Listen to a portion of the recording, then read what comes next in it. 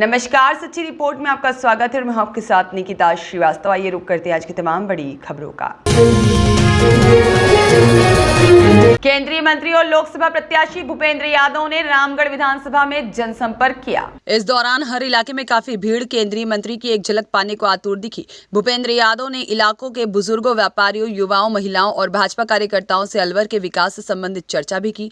केंद्रीय मंत्री भूपेंद्र यादव का जगह जगह स्थानीय निवासियों ने बड़ी फूल माला पहनाकर साफा बांधकर भव्य स्वागत और अभिनंदन किया। और साथ ही में इस दौरान केंद्रीय मंत्री भूपेंद्र यादव ने इलाके के सभी निवासियों को हाथ जोड़कर अभिवादन स्वीकार करते हुए नजर आए। उन्होंने स्थानीय निवासियों से मोदी जी के हाथ मजबूत करने की अपील की। उन्होंने कहा कि मोदी जी की गारंटी और मोदी जी पर आपके विश्वास का कोई तोड़ नहीं है। उन्होंने कहा कि देश का भविष्य बनाने वाले को चुनने का यह चुनाव है। उन्होंने कहा कि 2014 से लेकर अब तक मोदी सरकार ने देश में विकास का वह आयाम स्थापित किया है जो कि विपक्ष 70 साल में भी स्थापित नहीं कर पाया। केंद्रीय मंत्री ने कहा कि मोदी लहर में विपक्ष की हार तय है। 2024 के लोकसभा चुनाव में जनता विपक्ष के जहाज को डुबो देगी। अलवर की जनता के साथ किए गए विश्वासघात का फल उन्हें जरूर मिलेगा।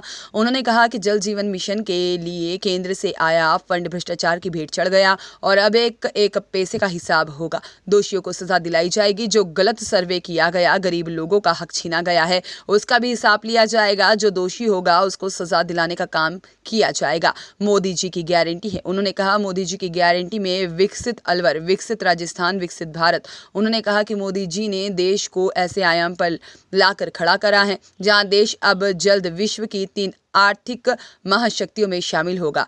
यह कार्य सिर्फ और सिर्फ 140 करोड़ देशवासियों द्वारा अब 2024 में दोबारा चुनने से ही संभव होगा और इसलिए 2024 में मोदी जी को दोबारा चुनकर एक बार फिर से नया विकसित अलवर, विकसित राजस्थान और विकसित भारत बनाने में अपना अहम योगदान दें। इस अवसर पर पूर्व विधायक ज्ञान देव आहूजा, बनवारी लाल सिंघल, जय आहूजा और सुखवंत सिंह, गोवर्धन सिंह सिसोदिया, रमन गुलाटी, इंद्रजीत सिंह पाटा सहित भाजपा कार्यकर्ता और पदाधिकारी उपस्थित रहे। लोकसभा का चुनाव और लोकसभा का चुनाव देश के मुद्दों पे होता है।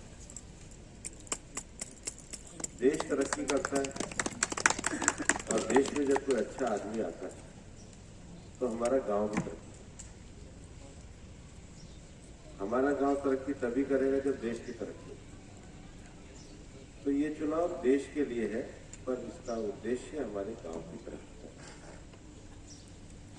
गांव की तरक्की के कुछ पैमाने हैं, बिजली, पानी, सड़क, सुरक्षा, और इन सारे पैमानों को पूरा करने में नरेंद्र मोदी जी की सरकार पूरी तरह लगी है। यहाँ पे राजीविका वाली बहनें हैं, कौन कौन है? कितने ग्रुप बने गांव में? कितने ग्रुप बने? 15 ग्रुप। कोई मिलने आया था आपसे मेरी चिट्ठी लेके? कोई आया था? नहीं आया था? महिला आई थी, मिल के गई है।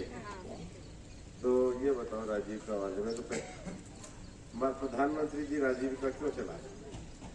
महिलाओं को रोजगार दिलाने। महिलाओं को रोजगार दिलाने आए थे ना, ट्रेनिंग के लिए भी आए थे हमारी बहन। नहीं, मैं आपको बताता हूँ, हमारी जो बहनें हैं विशेष रूप से इन दोनों ब्लॉक, रामगढ़ में और राजगढ़ में, हमारी राजीविका का 100% काम।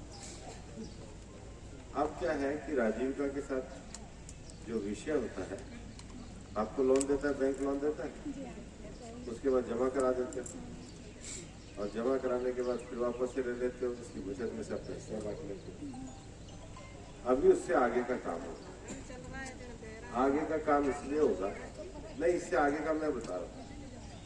अब प्रधानमंत्री जी ने ये तय करा है कि आने वाले 5 साल में ये जो राजीविका की बहनों के जो ग्रुप, अब आपके ग्रुप के जो प्रोडक्ट होंगे, आपके ग्रुप के प्रोडक्ट इकट्ठे होकर के बाहर जा रहे हैं। और मेरी बात बहनों मान करके चलना कि आप अगले 5 सालों में राजीविका में से हम ऐसी बहनें खड़ी करेंगे जो गांव उनको लखपति दीदी कहा करेगा, क्योंकि प्रधानमंत्री की इतनी इनकम कराने वाले।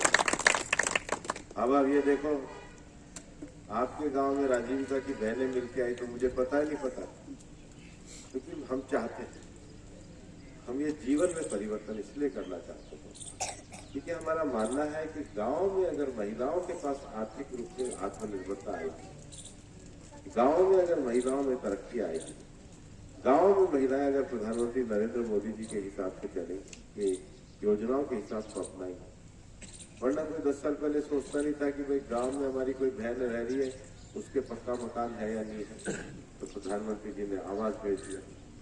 फिर उन्होंने कहा कि भाई गांव में हमारी बहनें हैं, वो तो चूल्हे में रोज फूकनी से फूक देती हैं, और सब घरों में उन्होंने उज्ज्वला योजना दी।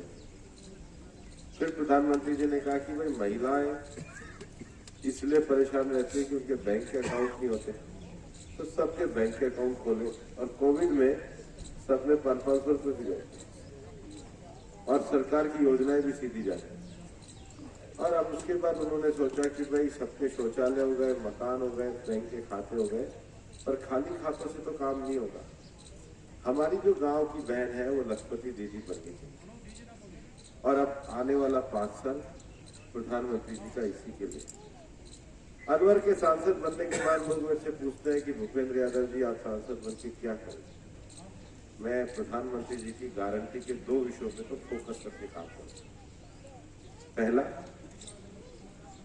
जल जीवन योजना में कांग्रेस में छाट के जो बेईमानी इस इलाके में हुई है, छाट के गांव के नाम काटे, घरों के नाम काटे, हमारे जाटो भाइयों के घरों के नाम काटे गए, 100% पानी उनको पहुंचाने का काम, नरेंद्र मोदी जी की गारंटी को जमीन पे पहुंचाने का काम, ये मैं अपना धर्म मान करके करूंगा। इसका मैं और दूसरा विषय, हमारी जो राजीविका बहनें, हर गांव में से हमारी लखपति बहनें बने, विशेष रूप से हमारे समाज के उन वर्गों में जिनके पास अपनी जमीन नहीं है, जिनके पास अपना कोई व्यवसाय नहीं, उनमें से हमारी बहनें बनी। अभी मैं बगल के गांव में गया था, बगड़ राजपूत। अब बगड़ राजपूत में कांग्रेस के समय में चीजें तो इन्होंने तैयार करी नहीं, और इन्होंने कचरे का पूरा डिपो बना दिया। ठेकेदार भी अभी तक कांग्रेस के लगे, और वो ठेकेदार, देखो कांग्रेस वाले कितनी बेईमानी करते हैं, आप भी बताना। वो ठेकेदार जानबूझ करके आग लगा, क्यों? हमने तो माहौल बिगाड़ना, इसको भड़काना, उसको भड़काना। पर भाई ये कितना ही माहौल बिगाड़ ले, हम इनकी चाल में नहीं आने वाले हैं। हम बीजेपी में एकजुट होंगे। जो गलती हमसे विधानसभा में हो गई, भाई जय और सुखवंत दोनों बैठे, वो गलती नहीं दोहराएंगे, ताकि आगे से हमारे गांव में न कचरा डिपो होना हाल, और हम अपनी बहनों को राजीविका और पानी अगर पहुंचाएंगे तो हम एक होंगे तभी पहुंचेंगे। हम किसी का छीनेंगे नहीं, बस सबके। उनने तो ऐसा भी करा है कि मेवन में भी उनको वोट नहीं देते ना, उनके भी कटवा दो। ऐसा नहीं है भाई, इतने भले लोग नहीं है। हमारा काम वोट के आधार है, हमारा काम सबका साथ, सबका विकास, हमारा काम। लेकिन प्राथमिकता उसको देंगे जिसको जरूरत है, और इसलिए 19 तारीख को कमल के निशान पे बटन दबाना। पर मैं ये बातें केवल 19 तारीख के लिए नहीं कर रहा हूँ, आपके आशीर्वाद से 19 तारीख मोदी जी की गारंटी को वोट दे रहा है। मोदी जी की गारंटी का अर्थ है अपने गांव में विकास पहुंचो, अपने गांव में सड़क पहुंचो, अपने गांव में बिजली पहुंचे। मोदी जी की गारंटी का अर्थ है गरीबों के जीवन में परिवर्तन आना, और गरीबों के जीवन में परिवर्तन लाने के लिए ही नरेंद्र मोदी जी की सरकार है। 19 तारीख को जब हम मतदान के लिए जाएंगे तो अपने मन में सोचिए कि भाई आने वाले समय में देश को अच्छा कौन चला सकता है। तो किसी से भी बात करो कि देश को अच्छा कौन चला सकता है, तो लोग एक ही नाम कहते हैं, क्या नाम है? नरेंद्र मोदी। क्या नाम है? नरेंद्र मोदी जी। नरेंद्र मोदी। और ऐसा लोग इसलिए कहते हैं कि मोदी जी के 10 साल के शासनकाल में गरीबों को मुफ्त अनाज मिला, सड़क पहुंची, किस किस के लगा कोरोना का टीका लगा, किसी ने कुछ लिया? लाइन लगी? नहीं। तो सब गरीबों के जीवन को सुरक्षित करने वाले का नाम है नरेंद्र मोदी जी। और राशन पहुंचाने वाले का नाम है नरेंद्र मोदी जी। तो जिसने गरीब की सुनी हो, आज देश उसकी सुन।